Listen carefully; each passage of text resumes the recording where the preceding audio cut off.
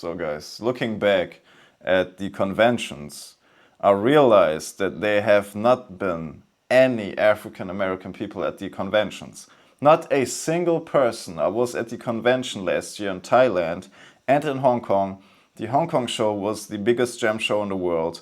It's the most luxurious also. You can see the best stones there, and it's actually been over 1 week, two separate conventions, one for jewelry and one for single gemstones. And I have not met any African American people there, which makes me question why. Where are you at? Where are you at? You are literally the reason for the cultural renaissance of men wearing jewelry, particularly diamond jewelry. And I don't know what to say. This is insane to think about.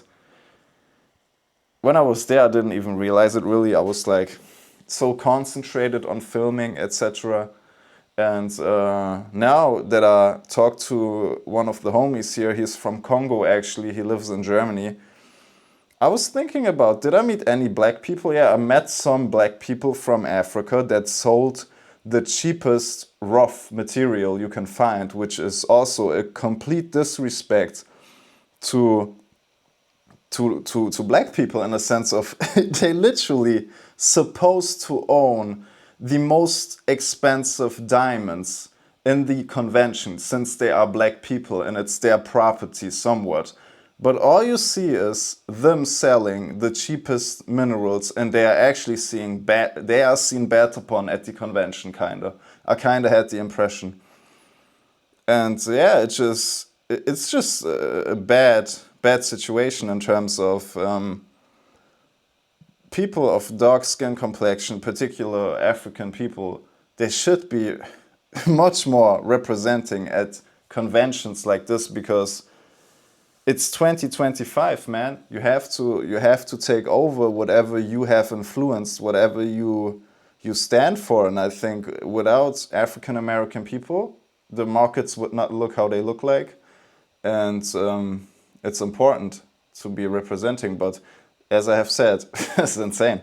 Now that I'm thinking about it, there's not a single African American person that I have met at the conventions. And yeah, that's how it is. You know, I'm telling you the truth. There was not I talked to all of the people there. Literally, I have it all on video. There was not a single African American person, and I'm asking myself why. And that was the situation at the conventions. You had a lot of Indian people, of course. You had a lot of white people, and you had a lot of Jewish people. Not too many Jewish, to be honest. Only in the Hong Kong Diamond Convention you saw Jewish people, but not even too many. Not even too many.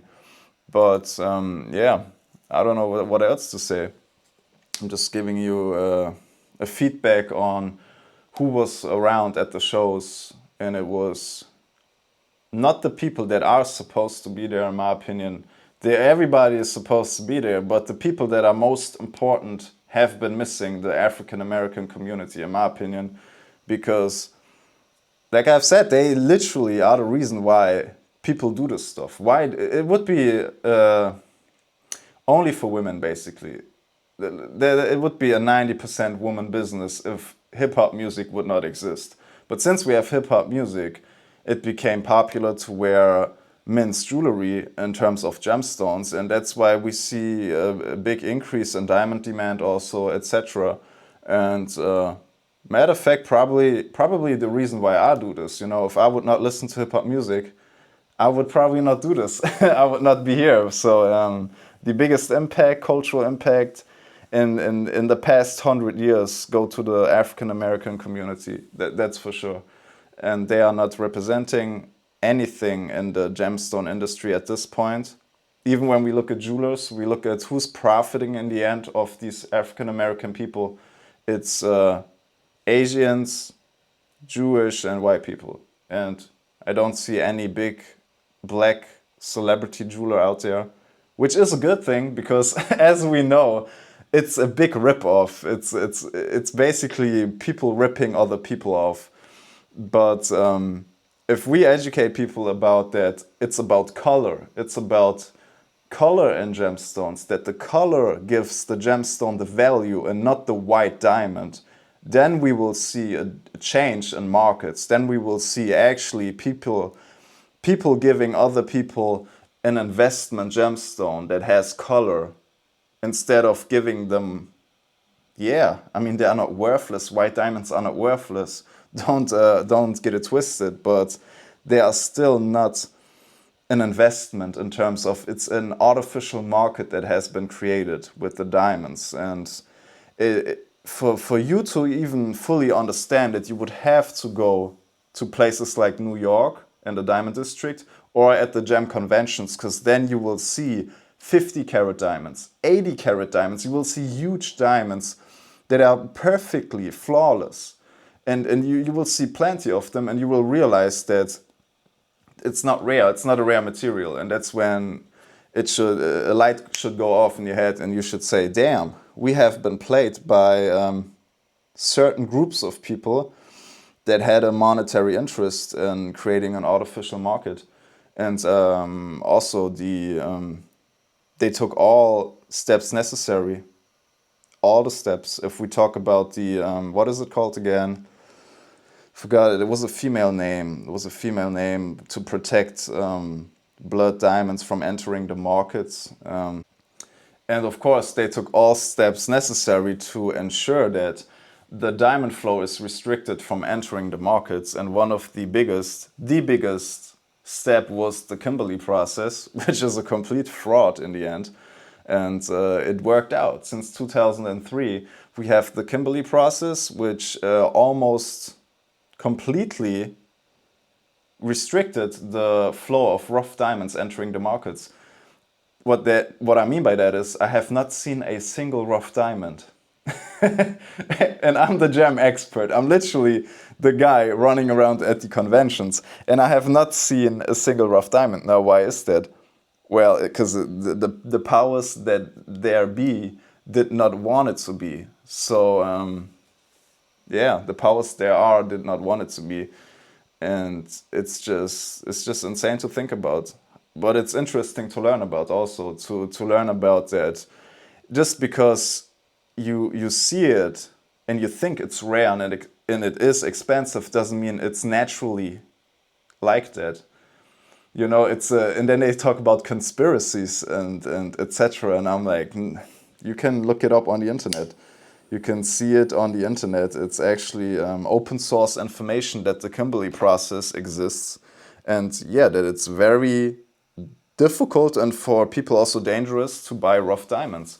And only for white rough diamonds, not even white, for all diamonds, matter of fact. But yeah, because it's in the hand of certain people and certain communities.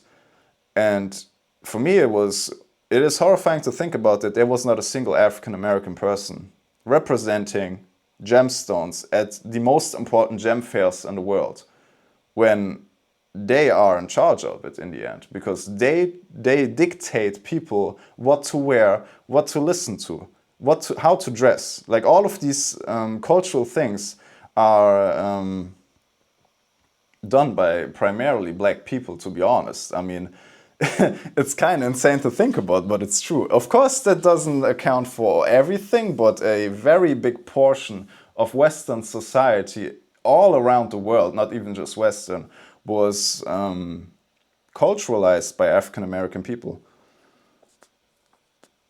Damn, went off.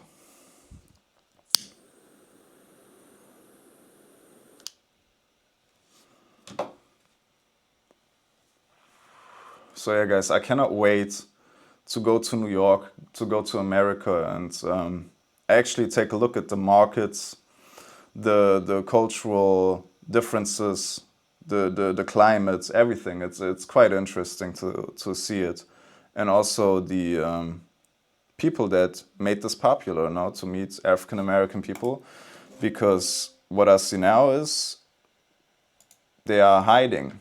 They are not participating active in what they encouraged people to do.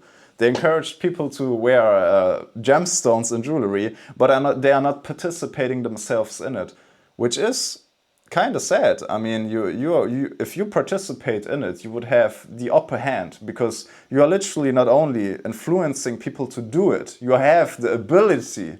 You see, the people that are in control of it, they don't have necessarily any control over people buying it, except they pushed it that far that they enforced it on women when they get married that they want a diamond. Of course, they made that happen. But to enforce it on men, that's a different story, but they did it with music and with culture.